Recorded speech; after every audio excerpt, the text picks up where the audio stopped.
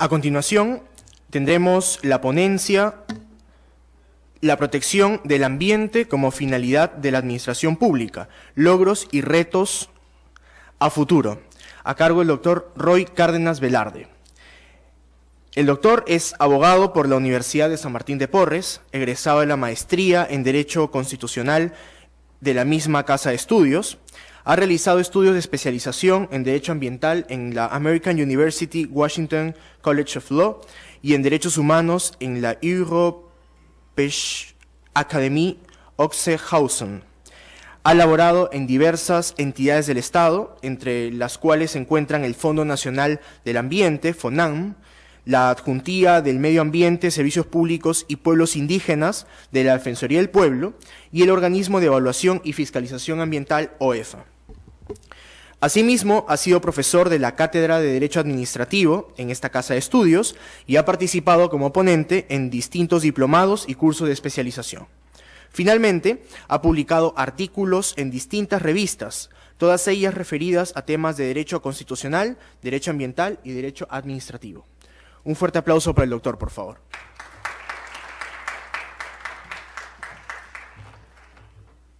Bueno, buenas noches con todos y todas. Quiero agradecer al Centro de Estudios de Responsabilidad Social y Desarrollo Sostenible por la invitación. En verdad siempre es un gusto estar acá. El problema cuando uno expone al final es que puede pasar dos cosas. Que cae aburrido, que la gente se te duerma, o que lo que digas ya lo dijeron los antecesores. Entonces, lo que yo le pedí a la doctora Caminada es, doctora Caminada, la verdad es que una conferencia magistral es la primera vez que voy a realizar, he participado en diplomados, en cursos de extensión, así que le pedí que por favor me permita hacer la conferencia a mi estilo.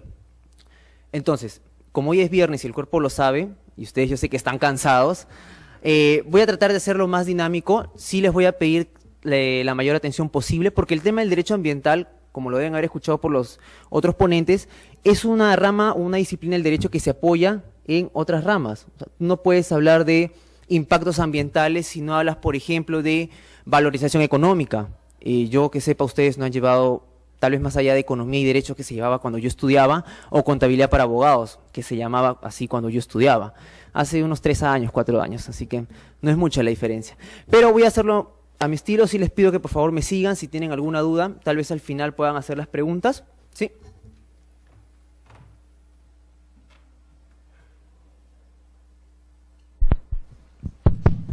Yo soy. Está bien. Es un ensayo, disculpe.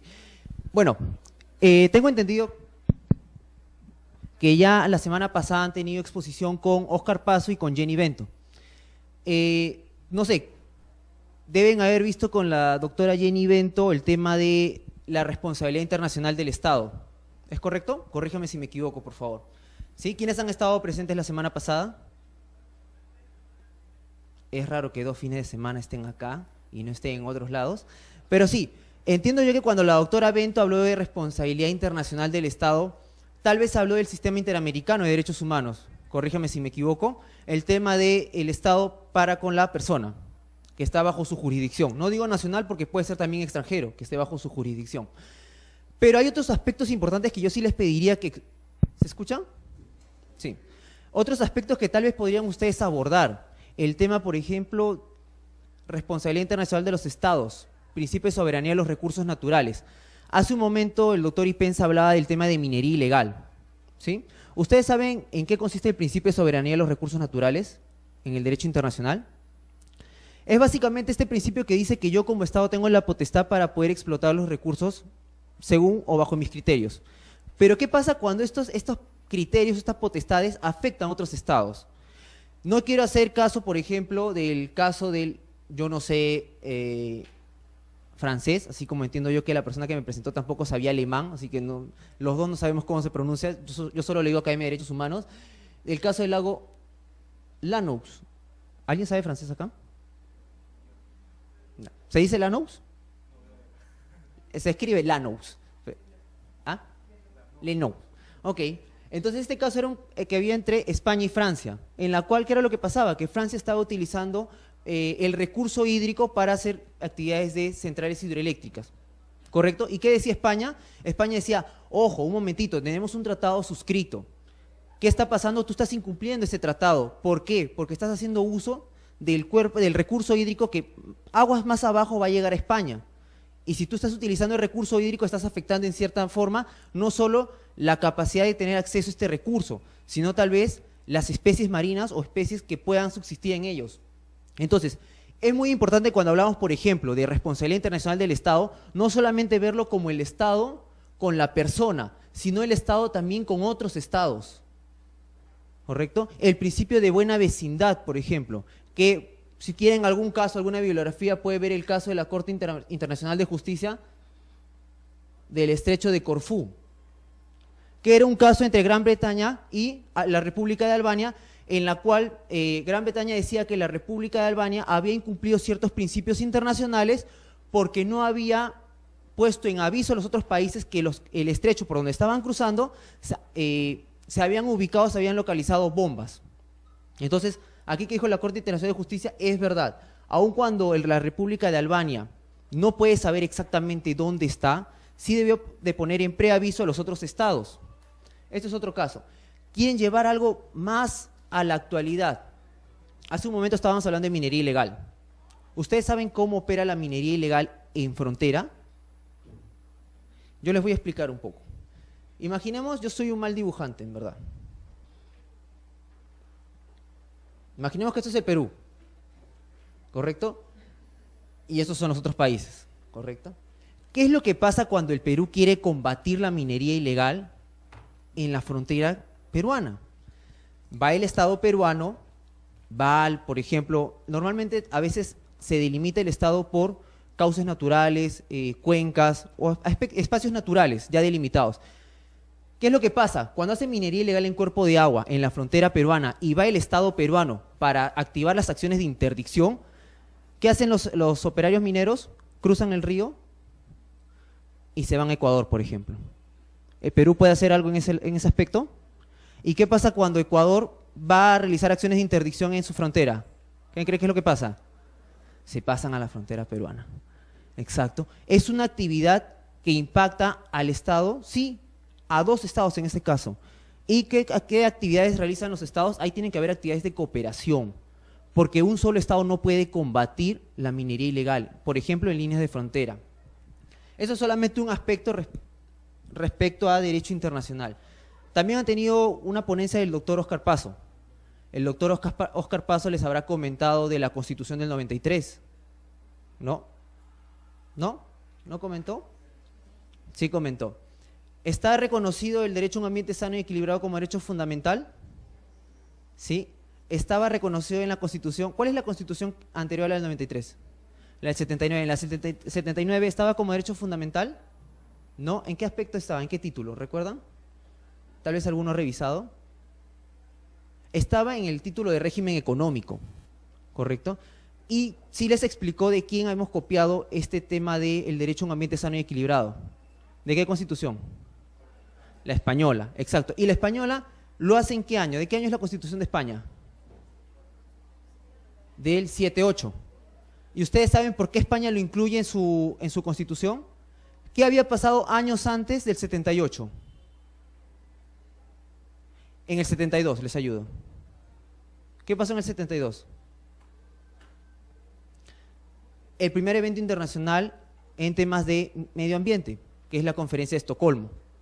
En la Conferencia de Estocolmo se aprobó la Declaración de Estocolmo, que es tal vez la carta magna en tema internacional de derecho ambiental. Entonces, en el 72 se da Estocolmo y en el 78 España lo incluye. Y Perú copió en el 79, un año después, en nuestra Constitución, el derecho a un ambiente sano y equilibrado, pero lo hace en el título de régimen económico. Error que salvó con la Constitución del 93, ¿correcto? También les habrá hablado de las garantías por las cuales uno puede salvaguardar este derecho. ¿Cuál es el proceso, la garantía constitucional? Si a mí me afecta el ambiente, a mi derecho sano y equilibrado, ¿qué garantía constitucional es la que opera? La acción de amparo, exacto, es la acción de amparo. Correcto. ¿Frente a qué tipo de acciones opera el amparo? ¿Solamente frente a acciones también omisiones. O amenazas, violaciones o amenazas. Para que se pueda configurar una amenaza en un proceso de amparo, ¿qué tiene que hacer esta amenaza? Tiene que tener dos características. Cierta e inminente, ¿correcto? ¿Saben cuál es el problema en el tema ambiental? Que como el tema ambiental es un tema que va cambiando día tras día, ¿correcto? Y nuevas tecnologías se van dando, a veces es un poco complicado saber cuándo es cierta, cuándo se vaya a dar el impacto, cuándo va a ser inminente, porque no se tiene conocimiento. Es por eso que en el derecho internacional o en el derecho nacional también hay un principio de prevención y de precaución. ¿Correcto? ¿Les explicó Oscar cuál es la diferencia? ¿Hablaron, por ejemplo, del tema de las antenas de Nextel? Sí. Sí les explicó que en el caso de Nextel básicamente hay dos tipos de sentencias respecto a las antenas. En la que el TC dijo, retírese las antenas, en la que el TC dijo que se mantengan las antenas. ¿Sí han visto los casos? Sí, los invito a que vean por qué. Porque en el caso en el que el TC dispuso que se retiraran las antenas, no fue por la afectación a un derecho, el derecho a un ambiente sano y equilibrado, sino que fue porque se había omitido con un acto, con la licencia. Entonces el TC, ¿qué dijo? Falta licencia, retírese la antena. ¿Se pronunció sobre un derecho a un ambiente sano y equilibrado? No. ¿Qué pasó en los procesos donde el TC dijo que se mantenga la antena? Dijo, no siempre el abstenerse o el evitar la actividad es la mejor garantía. ¿Qué fue lo que dispuso el TC? Que se mantengan las antenas y hagamos acciones de control o exámenes, chequeos médicos a la población. ¿Por qué? ¿Qué es lo que pasa cada cierto tiempo en Lima y que vemos en los reportajes? Son vecinos que se están quejando de que las antenas móviles dan cáncer o producen tumores a los cerebros. No se tiene la certeza, ¿correcto? Pero el TC, por ejemplo, cuando dispuso retírese la antena, no fue porque se estaba afectando la salud o el derecho a un ambiente sano y equilibrado, sino porque se estaba incumpliendo con un acto previo, que era la licencia, ¿correcto? Eso sí sería bueno que revisen. Por ejemplo, también, ¿opera el interés difuso o el interés colectivo frente a los procesos de amparo en temas ambientales? Intereses difusos. ¿Por qué? Porque cualquier persona puede presentar la acción de amparo, ¿correcto? Si fuera intereses colectivos, solamente la agrupación que es parte de la afectación podría hacerlo. Imaginémonos que mañana más tarde se está realizando algún tipo de actividad en la selva y está afectando a una comunidad indígena, ¿correcto?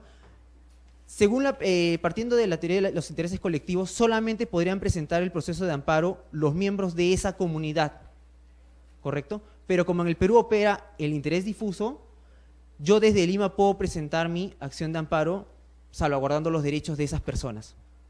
¿Sí queda claro? Es importante también saber eso. Ahora, lo que yo siempre he visto es que por naturaleza el proceso de amparo es el proceso que se activa frente a esta afectación, pero el tribunal también ha dicho que hay otros tipos de procesos que pueden cumplir los mismos objetivos, como es el proceso de cumplimiento. Si bien no se puede presentar un proceso de cumplimiento, no se puede interponer frente a la afectación a un derecho a un ambiente sano y equilibrado, el TC ha indicado que de manera indirecta este proceso puede salvaguardar otros derechos, entre ellos el derecho a un ambiente sano y equilibrado. Imaginémonos que hay un funcionario que no quiere cumplir con sus acciones de supervisión y están contaminando el ambiente. Ahí puede aplicarse el proceso de cumplimiento, porque yo le voy a exigir a ese funcionario que cumpla con su función y de manera indirecta voy a salvaguardar ese derecho, ¿correcto? También el proceso de habeas data. ¿Qué derechos busca salvaguardar el habeas data? Son dos. La autodeterminación informativa y el acceso a la información. El Tribunal Constitucional ha dicho que respecto al acceso a la información, este puede ser una precondición para yo poder efectivizar otros derechos, como es mi derecho a la participación en las tomas de decisiones de índole ambiental, ¿correcto? Entonces, cuando vemos el tema constitucional, no veamos solamente, no seamos como los abogados que solamente dicen ambiente, amparo, ambiente, amparo. También hay otros procesos. que de manera indirecta, claro está, se pueden efectivizar. Ahora, algo que acá quería detenerme. Hablamos del derecho a la participación. ¿Alguien sabe cuál es la diferencia entre participación y consulta previa? ¿Saben cuál es la diferencia? ¿Yo puedo pedir el derecho a la consulta previa? Es muy importante. ¿Por qué? Porque yo, no sé, ¿quiénes han transitado por la Avenida Canadá, acá normalmente? ¿Quién pasa por la Avenida Canadá? La Avenida Canadá. ¿Hace cuánto? ¿10 años? ¿Cuántos años tienes para empezar? Ya, 22. ¿Hace 10 años pasabas por la Avenida Canadá? Ocasionalmente. Bueno, yo vivía por ahí, entonces yo transito normalmente por la Avenida Canadá. Y ustedes dirán, Roy, ¿a qué viene esto? Ya se está pasando las horas. Es importante, ¿por qué? Porque ustedes recordarán, en la Avenida Canadá solamente habían 3 carriles, ahora hay 4. Y así descubro la rueda, ¿se han dado cuenta? Antes eran 3, ahora son 4. No, el tema era que cuando se amplió los carriles, se buscó ampliar, muchos de los vecinos de San Luis ponían en las calles, en sus paredes, que se haga consulta previa. Y yo decía, acá debe haber un shipío que está viviendo acá en la Avenida Canadá, o un aguajún. Debe haber. ¿Por qué? Porque la consulta previa, ¿para quiénes está destinado? Pueblos indígenas y comunidades campesinas. ¿Yo puedo pedir derecho a la consulta previa? No, exacto. ¿En Lima hay pueblos indígenas? Sí, sí hay. Yo los invito a que revisen un poco. Sí hay, en el RIMAC básicamente, hay una comunidad indígena. Buena respuesta. Bueno, eso era como una antesala para ver lo que hicieron la semana pasada. Y con esto yo ya acabo. No, mentira. Este es solamente el inicio. Más bien, permítame. ¿Acá ya todos han llevado derecho administrativo? Sí. Como conmigo no han llevado, creo, entonces, porque no los recuerdo. A ver, entonces, cuando hablamos de administración pública, porque estamos hablando de la protección del ambiente como finalidad de la administración pública, cuando hablamos de administración pública, ¿a qué nos referimos? Por este lado, me los estoy excluyendo. ¿Qué hablamos cuando decimos administración pública? ¿Cuántos sentidos hay? Disculpe, doctora, que le dé la espalda. ¿Cuántos sentidos hay de la administración pública? Vamos, vamos. No, ustedes no solo estudian para los exámenes, ¿no? ¿Cuántos sentidos hay de la administración pública? 2. Hablamos de un sentido objetivo y un sentido subjetivo. Ahora sí dicen, cuando hablamos del sentido objetivo, hablamos de la función propiamente dicho que realiza el Estado para satisfacer tal vez las necesidades de la colectividad. Y cuando hablamos en el sentido subjetivo es cómo está estructurada la administración pública. ¿Es un Estado federal? ¿Es un Estado descentralizado? ¿Cuál es? Ve el tema de la estructura. ¿Por qué es importante? Porque en el desarrollo de la exposición vamos a tratar de abordar los 2 sentidos, ¿correcto? Me voy a detener en este aspecto. Vean este triángulo, por favor. ¿Recuerdan el contenido constitucional del derecho a un ambiente sano y equilibrado? ¿Recuerdan el contenido? ¿Qué derechos tengo yo como parte del derecho a un ambiente sano y equilibrado? Es el derecho a que este ambiente se preserve y el derecho a tener acceso a este ambiente, ¿correcto? Entonces, yo voy a hacer esto. Casi me caigo. A ver. El Estado y la persona. ¿Quién debe garantizar este derecho?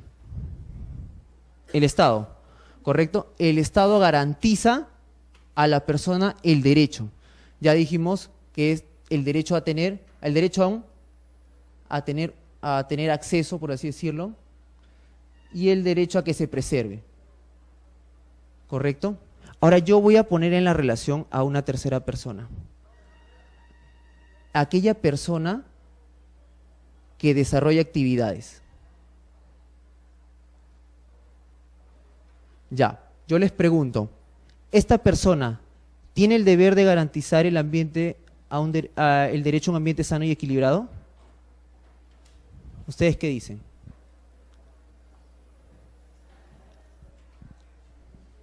A ver, yo les pregunto, si ustedes hacen alguna actividad empresarial, ¿en qué piensan cuando hacen una actividad empresarial? ¿En preservar el ambiente? Ganancia, exacto. Piensan en ganancia. Entonces, la empresa que desarrolla o la persona que desarrolla alguna actividad ¿tiene este deber de preservar el ambiente como debería tenerlo el Estado? Correcto. En el derecho nada es absoluto, ¿correcto? Así que lo que yo les vengo a decir es la teoría que yo sostengo, ¿correcto? Ustedes están en la libertad de cuestionarla o de adoptarla. Para mí, esta persona cuando desarrolla actividades, como bien dijeron, lo que busca es utilidades, ganancia, ¿correcto? Pero no busca preservar el ambiente. Lo que esta persona busca es desarrollar la actividad siguiendo las reglas de juego que le impone ¿quién? El Estado. Porque el Estado, ¿qué deber tiene?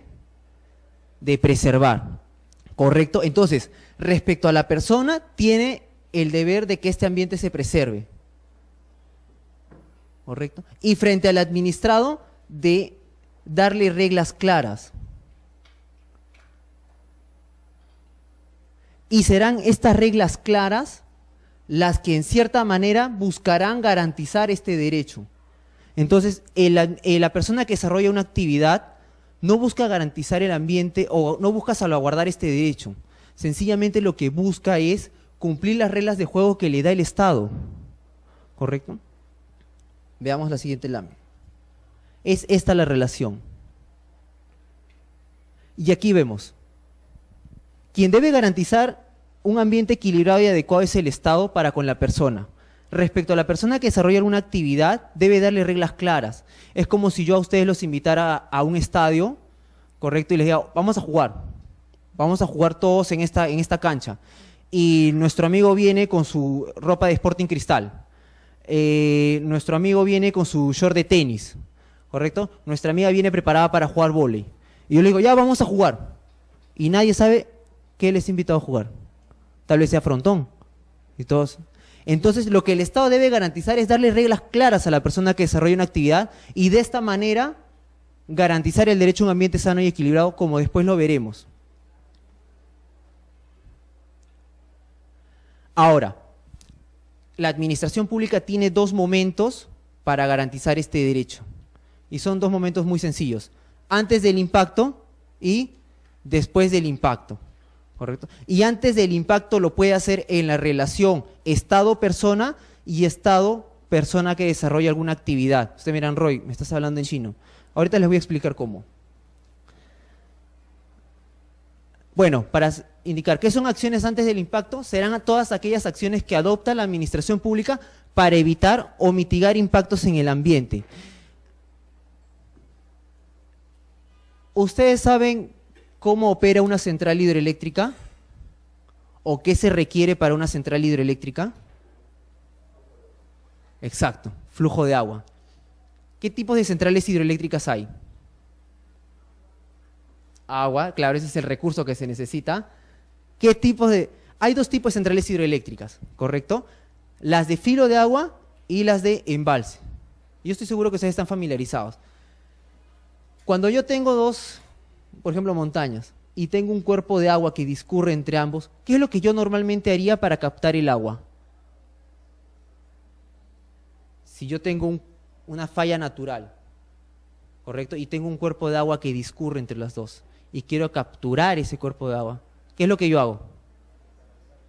Creo un bloque, y hago lo que se llama los embalses, ¿correcto? Yo lo que hago es almaceno gran cantidad de agua, y lo que le hago es, a estas compuertas les creo unas caídas, unas aberturas para que el agua discurra.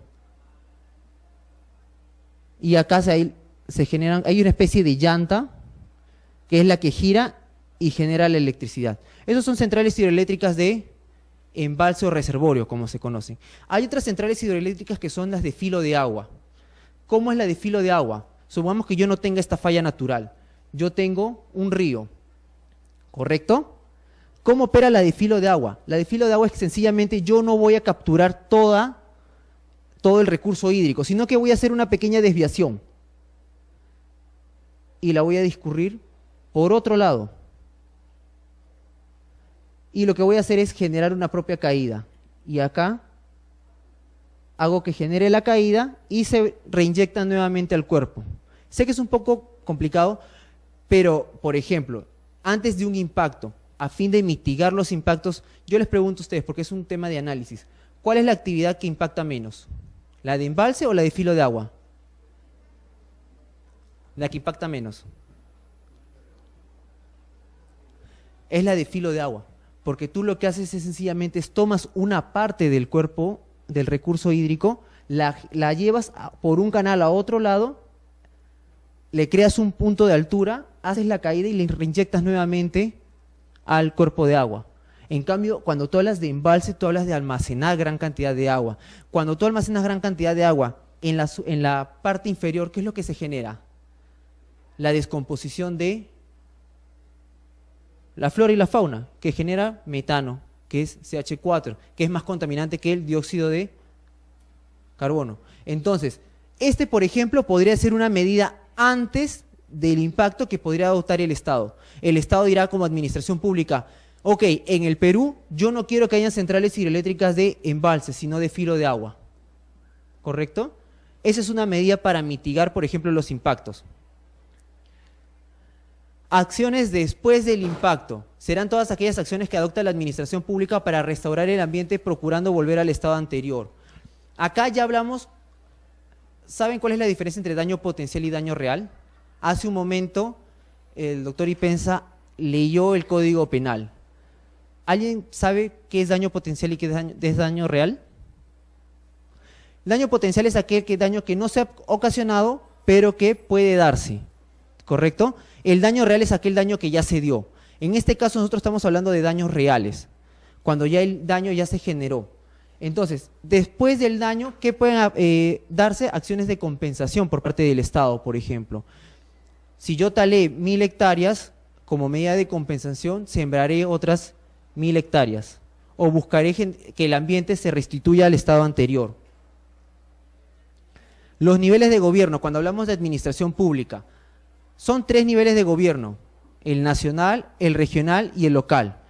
Cuando hablamos de descentralización se entiende como la transferencia de competencias de un nivel superior a los niveles inferiores, ¿correcto? En el Perú ha pasado esto. Cuando hablamos de las acciones de mitigación, ¿correcto? O acciones de supervisión, tenemos que enfocarlos en los 3 niveles, porque se han transferido competencias. Yo les pregunto, hace un momento, ¿competencia de quién es la minería ilegal? Hace un momento el doctor Ipenza lo dijo. ¿De quién es competencia? De los gobiernos regionales. La minería ilegal es competencia de los gobiernos regionales. Entonces, cuando hablemos de minería ilegal, ustedes cuando ejerzan la profesión y ven algún cliente o algún consultor y les diga, yo quiero que usted active las acciones correspondientes frente al gobierno nacional respecto a minería ilegal, o con el gobierno municipal, ¿ustedes qué le dirán? Que la competencia no es ni del nacional ni del local, es del regional, ¿correcto? Cuando hablamos, por ejemplo, de tala ilegal, como también comentaba el doctor Ipenza, ¿competencia de quién es las actividades de tala ilegal? Del gobierno regional. Entonces, cuando hablemos de administración pública, debemos enfocarlos con los 3 niveles de gobierno, pero también con la distribución de competencias de cada una, ¿correcto? Van a haber competencias que son del gobierno nacional, otras que son del gobierno regional y otras que son del gobierno local.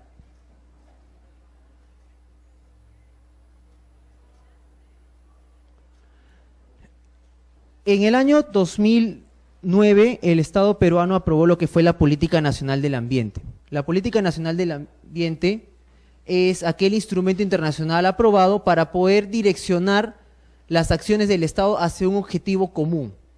Ustedes miran, Roy, ¿qué tiene que ver esto con el tema ambiental? Para no cansarlos muchos, antes de esto, ustedes han llevado administrativo y sé que son conocedores del tema administrativo. El gobierno nacional tiene algunas herramientas para poder materializar o concretizar las políticas nacionales. ¿Alguien sabe qué son? ¿Cuáles son estas herramientas? Si yo les digo sistemas, ¿a ustedes qué se les viene a la mente? Señores, es clase de Derecho Administrativo. ¿Sistemas funcionales?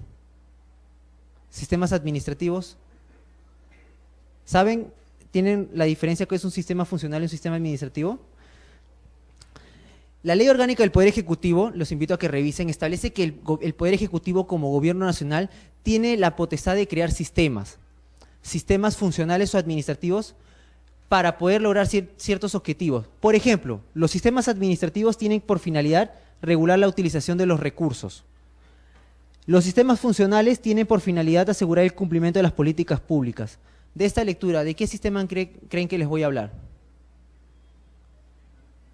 Si hemos hablado de política nacional ambiental. De los sistemas funcionales, ¿correcto? La mayor parte del aparato estatal, cuando ustedes puedan revisar la página web del Ministerio del Ambiente, habla de sistemas funcionales. El Sistema Nacional de Gestión Ambiental, ¿correcto? El Sistema Nacional de Evaluación y Fiscalización Ambiental. Son sistemas funcionales, porque lo que buscan es materializar políticas públicas. Ustedes miran, Roy, me sigues mareando. Estos son los sistemas, por ejemplo, en materia ambiental.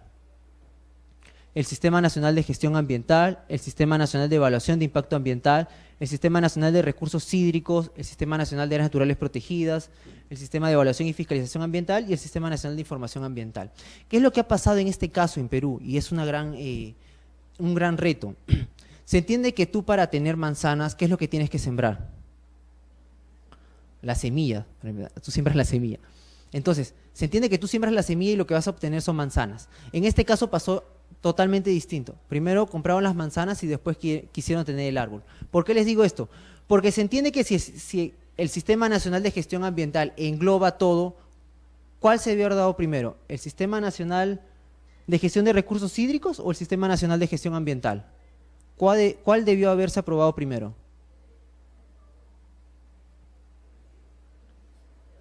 El de gestión. Pero acá en Perú pasó totalmente lo contrario. Primero se crearon los sistemas, las manzanas, y después sembraron la semilla. Entonces, ¿qué es lo que pasa? Que tú, cuando revisas la ley del Sistema Nacional de Gestión Ambiental, aun cuando fue creado de manera posterior, no hace referencia a los otros sistemas. Entonces, es un gran reto para el Estado, y cuando hablamos de administración pública, de poder armonizar todos los sistemas o estos sistemas respecto al Sistema Nacional de Gestión Ambiental. ¿Correcto?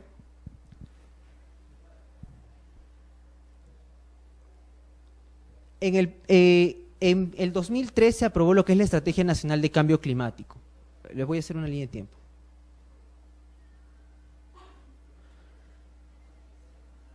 En el 2003 se aprobó la Estrategia Nacional de Cambio Climático, el cual fue modificado en el 2015.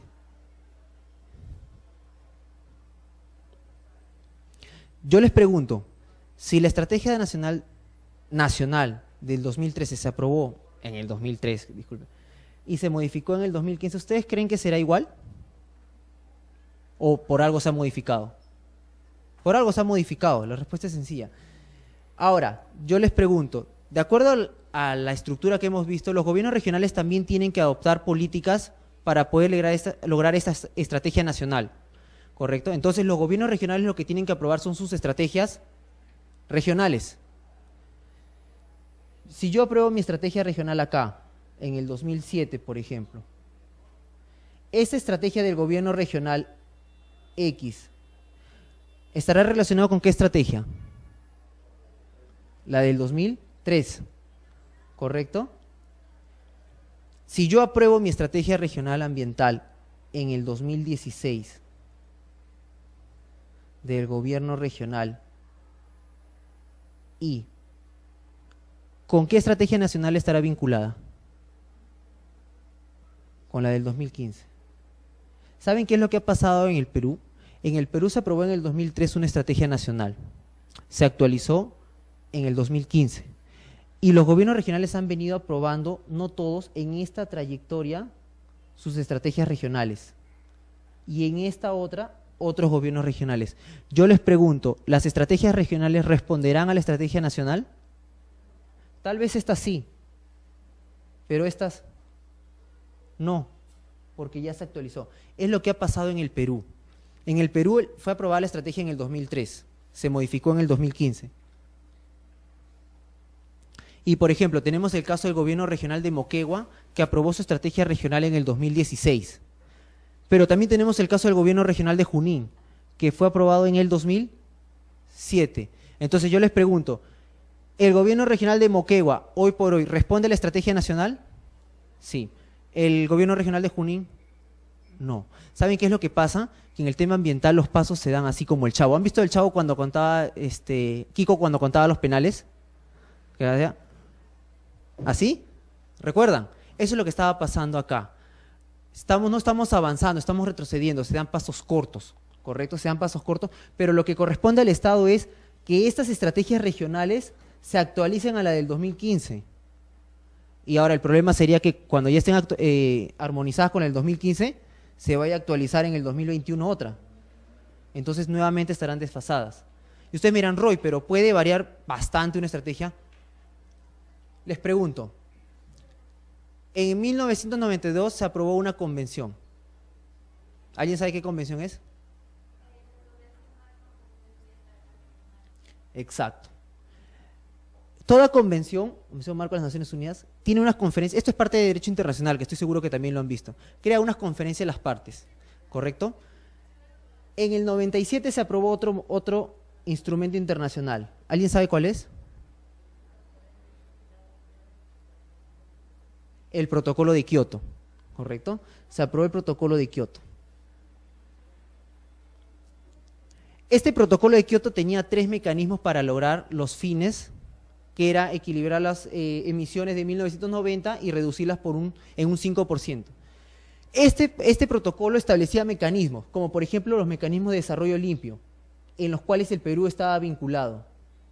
¿Correcto? Ahora dicen, Roy, me estás mareando. Hablamos hace un momento de centrales hidroeléctricas, ¿recuerdan? Ya. Ustedes saben que para el protocolo de Kioto, para lograr los objetivos, tienes que, entre uno de sus aspectos, desarrollar actividades o generar energía de fuentes renovables. ¿El agua es una fuente renovable? Sí, porque tú no la desapareces, tú la sigues, solamente la utilizas y la vuelves a reinyectar. Es como también la energía eólica, ¿correcto? Entonces, imaginémonos que en el 2013 se aprobó la Estrategia Nacional de Cambio Climático teniendo en cuenta el protocolo de Kioto, ¿correcto? La del 2015 se actualizó y yo les pregunto, ¿tomará en cuenta el protocolo de Kioto? ¿O habrá tomado tal vez en cuenta las últimas actualizaciones o las negociaciones en el marco del Acuerdo de París? Esa estrategia nacional responde a otro tipo de coyuntura. Entonces, sí son diferentes. Y si en el del 2003 al 2015 los gobiernos regionales estaban centralizados en lo que fue Kioto, ahora ya están desfasadas sus estrategias regionales. Entonces, si me preguntan acerca de los logros y retos, tal vez un logro por parte de la administración pública es que tenemos una estrategia nacional.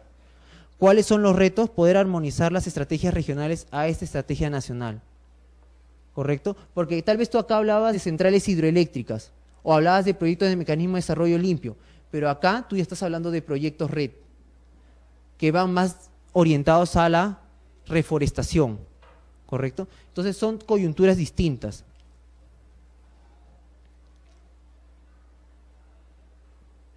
Vamos a hablar también de los instrumentos de gestión ambiental. Los instrumentos de gestión ambiental son mecanismos orientados a la ejecución de la política ambiental. El tribunal estableció la importancia de estos instrumentos como un carácter preventivo. La Ley General del Ambiente no solamente indica que son preventivos, pueden ser también correctivos, ¿correcto? Pueden ser de adecuación. Solamente voy a abordar 4 de ellos, los que son el ordenamiento territorial, el estudio de impacto ambiental, los límites máximos permisibles y estándares de calidad ambiental. No los quiero aburrir mucho, así que voy a tratar de hacerlo lo más entendible posible. ¿Alguien sabe qué es o qué noción tienen por ordenamiento territorial?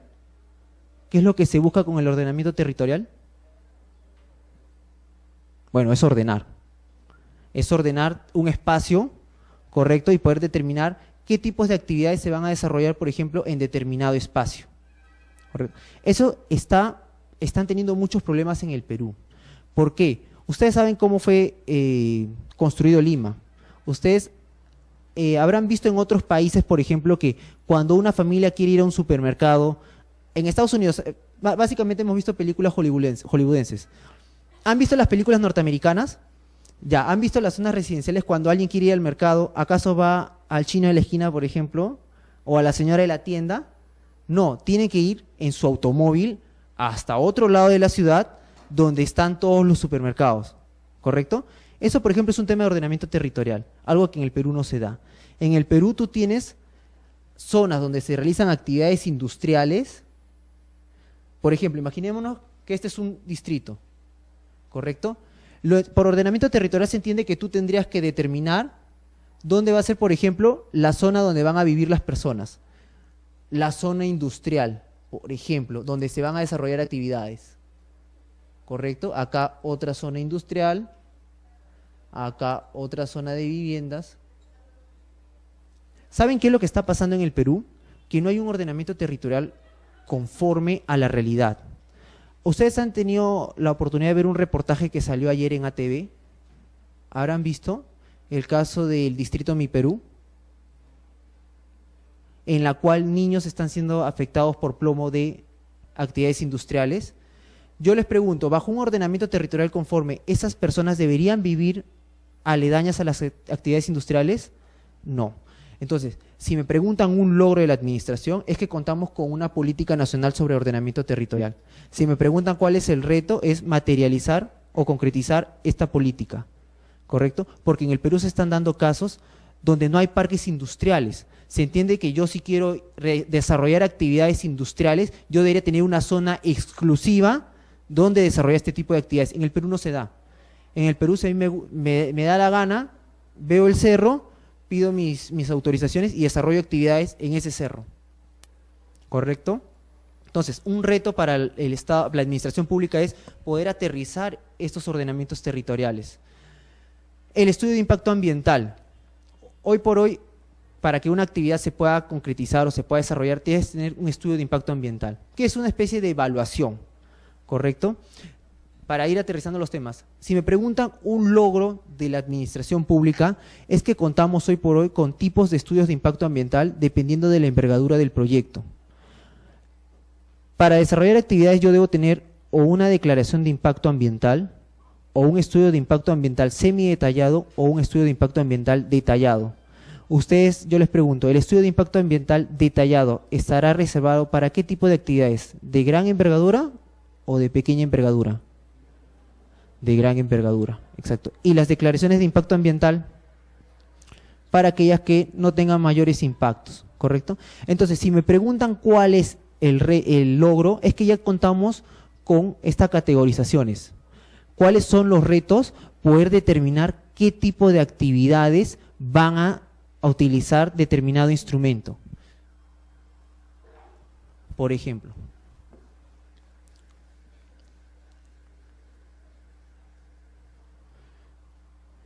si yo realizo actividades de la gran minería,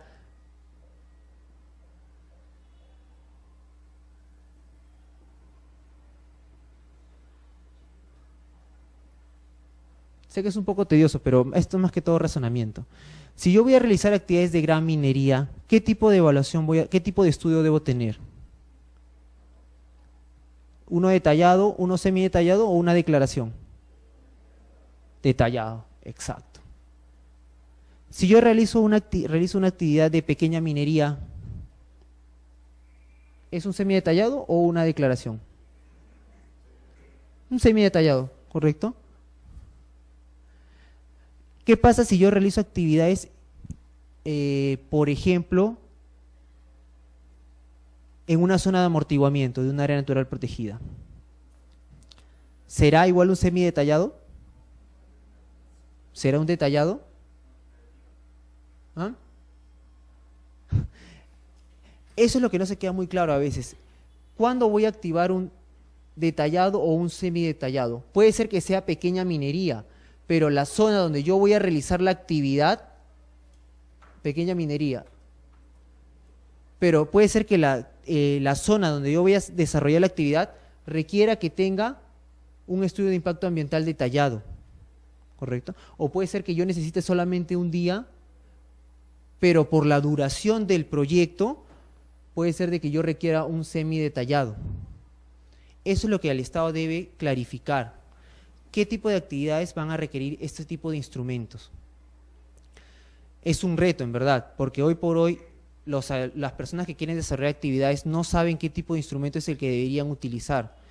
Hoy por hoy el Servicio Nacional de Certificación Ambiental, ¿qué es lo que hace? Yo presento mi proyecto y recién la autoridad me va a decir, después de un procedimiento, qué tipo de estudio yo debo realizar. ¿Correcto? Pero eso no debería ser así. Lo que debería suceder es que yo desde antes de iniciar el procedimiento ya debería saber qué tipo de estudio tengo que presentar. No sé si queda clara la figura. Yo quiero desarrollar un proyecto, yo debería saber qué estudio voy a presentar, pero lo que está pasando ahora es que yo presento el estudio o el instrumento y recién después de un procedimiento la entidad pública me dice qué tipo de estudio tengo que hacer, cuando es algo más tedioso entonces, porque tengo que utilizar recursos de manera doble. Límites máximos permisibles, estándares de calidad ambiental.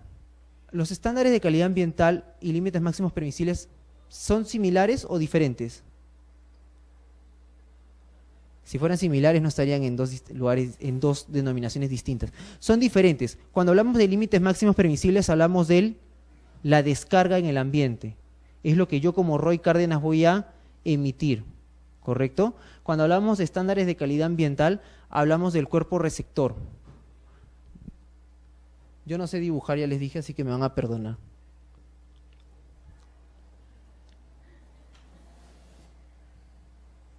Sí dibujaba en el nido yo, así que vamos a...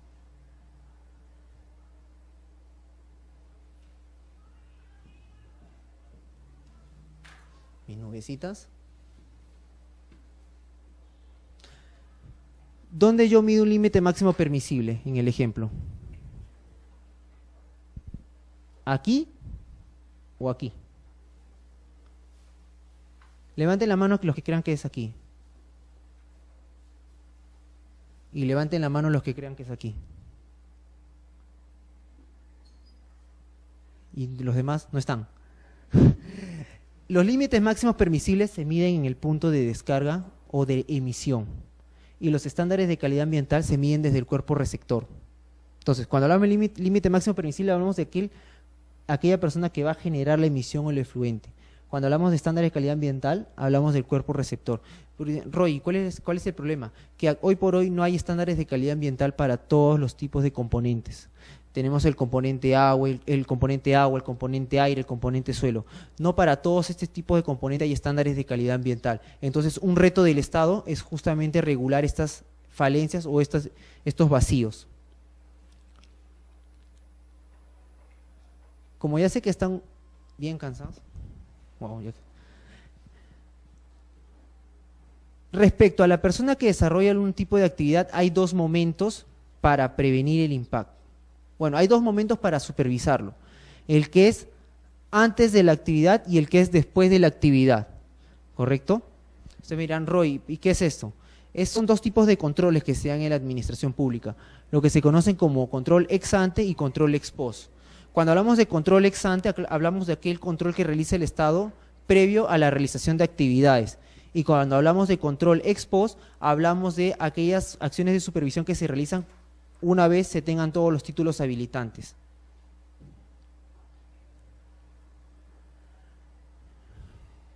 Hace un momento hablamos de los sistemas, ¿recuerdan? Nosotros vemos sistemas funcionales o administrativos. Funcionales. Porque los funcionales te permiten materializar o aterrizar ¿qué cosa? Políticas nacionales. Cuando hablamos del control ex ante, hablamos, por ejemplo, de lo que es el sistema de evaluación de impacto ambiental. Y cuando hablamos del control ex post, hablamos del Sistema Nacional de Evaluación y Supervisión Ambiental. ¿Correcto? Son dos sistemas distintos. ¿Por qué es importante cada uno? ¿Por qué? Porque si yo superviso a la persona antes de que inicie actividades, podré ver, por ejemplo, qué tipo de actividad va a realizar. ¿Qué tipo de impactos va a producir en el ambiente? ¿Correcto? ¿Qué tipo de impactos sociales va a tener esta actividad? ¿Ustedes creen que en un estudio de impacto ambiental va a algún aspecto social? ¿Sí o no? Sí, sí va. ¿Por qué? Porque imaginémonos que yo soy Roy Cárdenas y yo tengo por ejemplo, yo soy titular minero, ¿correcto? Yo tengo trabajadores a mi cargo y en el desarrollo de actividades, ¿estas personas pueden tener contacto con, por ejemplo, poblaciones indígenas? Sí podrían tener. Entonces, estos aspectos sociales también deben ser incluidos en los estudios de impacto ambiental, ¿correcto? Eso es importante. El aspecto social es muy importante. Ustedes están viendo el caso Las Bambas, por ejemplo. ¿Eso es ambiental o es social? Los dos, ¿correcto? ¿Se está desarrollando actividades o no se está desarrollando actividades? Sí, se está desarrollando actividades. Lo importante cuando vemos el tema del antes de la actividad, puede prever todas aquellas acciones que se vayan a dar después. Yo he visto, por ejemplo, he tenido oportunidad de ver no estudios de impacto ambiental, no los talleres de difusión.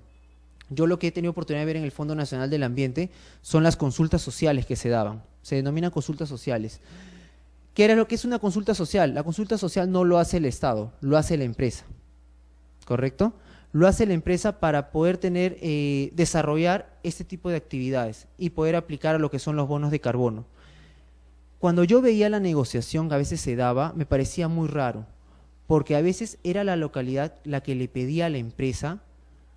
Si ustedes fueran miembros de una localidad, ¿qué es lo que pedirían a una empresa que vaya a desarrollar actividades? ¿Correcto? ¿Y en el aspecto económico? ¿Correcto? ¿Saben qué era lo que pasaba? Y voy a enfocarme ahorita ya solamente tal vez para culminar en estos dos aspectos. Cuando hablamos del sistema de evaluación de impacto ambiental, se tiene que tener en cuenta la realidad del Perú. Yo he tenido oportunidad en estas consultas sociales que cuando la empresa iba y les decía, voy a aplicar al mecanismo de desarrollo limpio, pero necesito una acta en la cual tú me permites desarrollar esta actividad. Entonces vamos a negociar. ¿Por qué? Porque un porcentaje de lo que yo recaude va a ir directamente a ti. Y eso tiene que ser reflejado en proyectos. ¿Saben qué era lo que pedía a veces la comunidad? Una losa deportiva. Le decían, queremos invertir en ustedes, queremos desarrollar actividades. ¿Qué era lo que pedían? Un local comunal. ¿Correcto? ¿Qué creen que a la larga va a ocasionar esto? Que aquellas personas que no negociaron en ese momento y que sí querían algún tipo de proyecto sostenible, se van a alzar y van a crear conflictos sociales. Es algo similar lo que se está dando hoy por hoy en las consultas previas. Yo tuve oportunidad de hacer una investigación para el Instituto de Derechos Humanos, en la cual, como parte de la investigación, analicé las actas de consulta que se han suscrito por el Perú, el Ministerio de Cultura. ¿Saben lo que yo observaba? Que en las actas de consulta previa habían dos tipos de acuerdos, los relacionados a la actividad y los no relacionados a la actividad. Los relacionados a la actividad eran, por ejemplo, la contratación de mano de obra local. Hasta esos aspectos tienen que ser tocados con pinza, porque la empresa, la sociedad lo que te dice es, oye, Estado, si esta persona va a desarrollar algún tipo de actividad, yo quiero que contrate como personal a los miembros de la comunidad.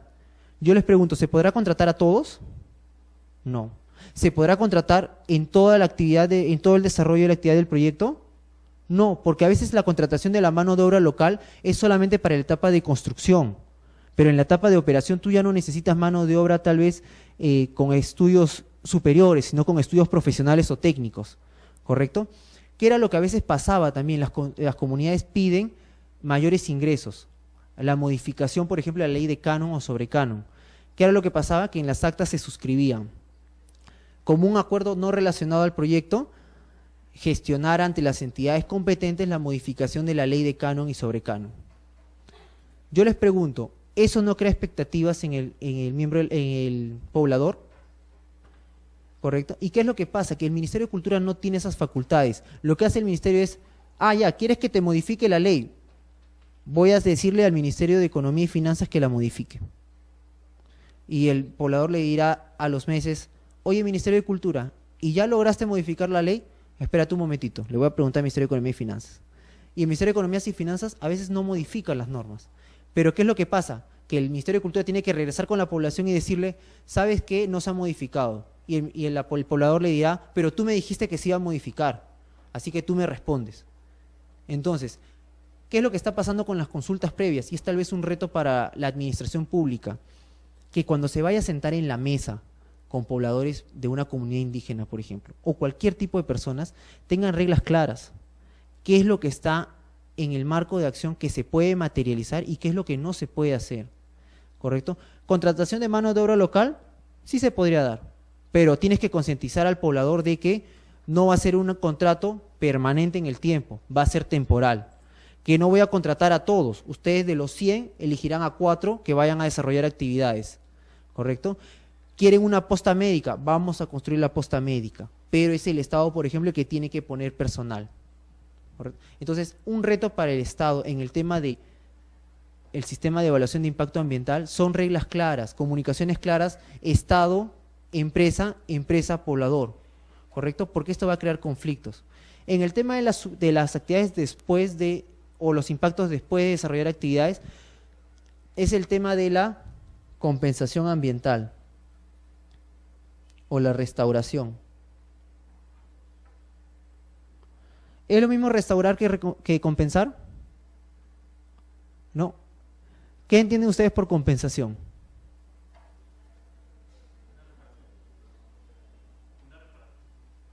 ¿Monetaria o no monetaria? ¿Quiénes dicen monetaria? Correcto. Cuando hablamos del tema de administrativo y el tema ambiental, restaurar es básicamente, operaría como la acción de amparo. ¿Qué es lo que busca la acción de amparo? Restablecer la situación al estado anterior. Entonces, ¿ustedes qué creen que buscarán con las medidas de restauración?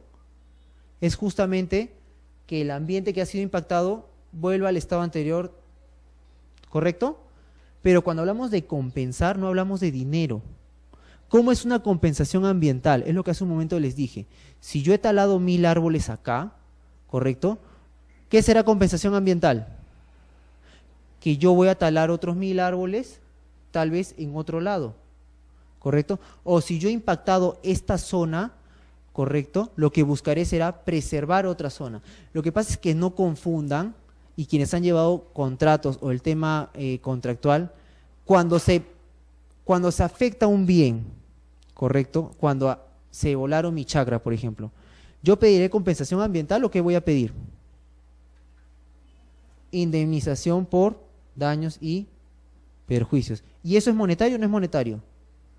Ese sí es monetario, ¿correcto? Entonces, cuando hablamos de compensación ambiental, ese es el error que a veces cometemos algunos abogados. Compensación ambiental, vamos a compensar, ¿qué es? Pagarles. No, compensación ambiental no es pagar, es adoptar medidas para preservar el ambiente. Cuando quieran hablar de dinero, hablen de indemnización, que es en el fuero judicial, ¿correcto? Es en el ámbito judicial. Acá estamos en el ámbito administrativo, ¿correcto? Entonces, solamente para cerrar algunas ideas, no quiero...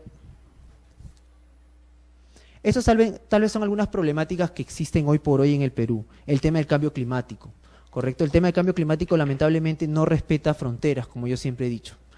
Muchos piensan de que si yo contamino acá, solamente voy a afectar acá, pero no es así. El tema del cambio climático es yo afecto acá o yo impacto acá y puede darse a 1000 kilómetros de esa zona el impacto, ¿correcto?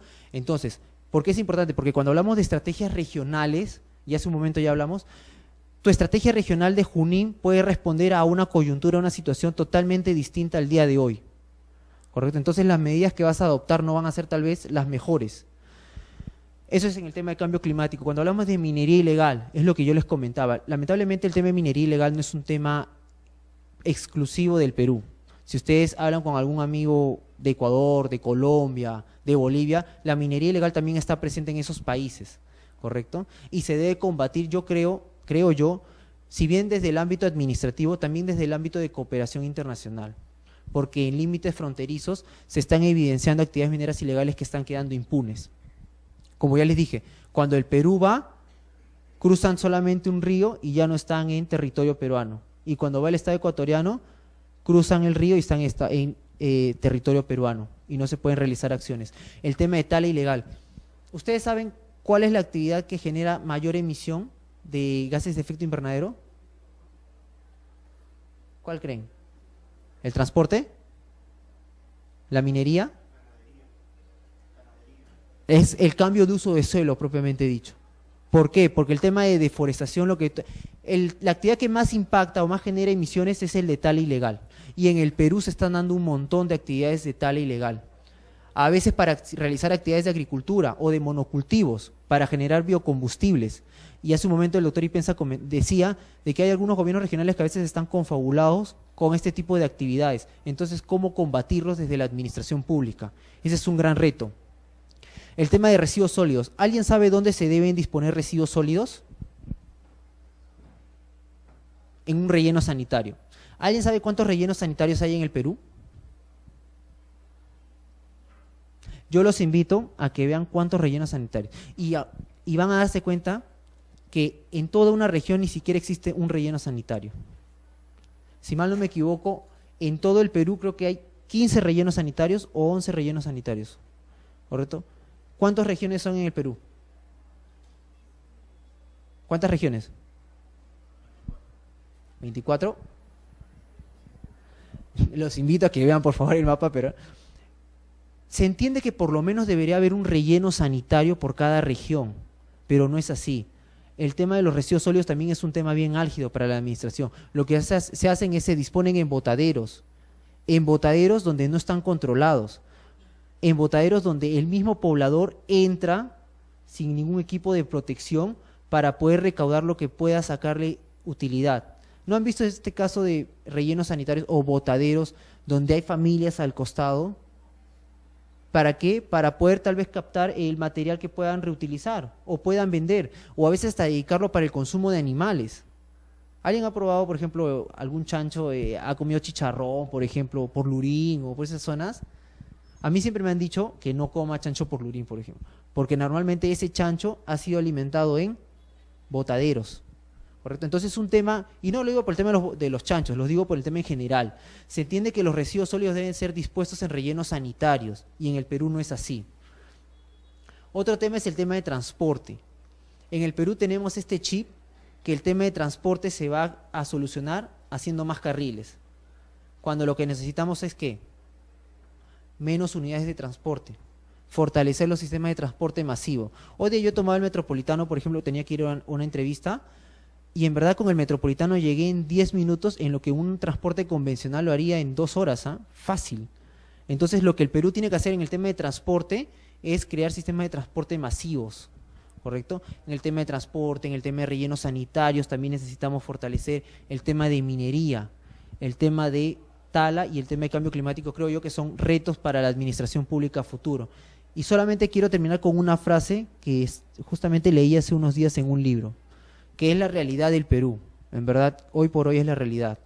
Lamentablemente, pero los eventos dramáticos generan preocupación y la preocupación genera concientización y acción. ¿Qué es lo que pasa en la administración pública o en el Estado en general? Responde a coyunturas, ¿correcto?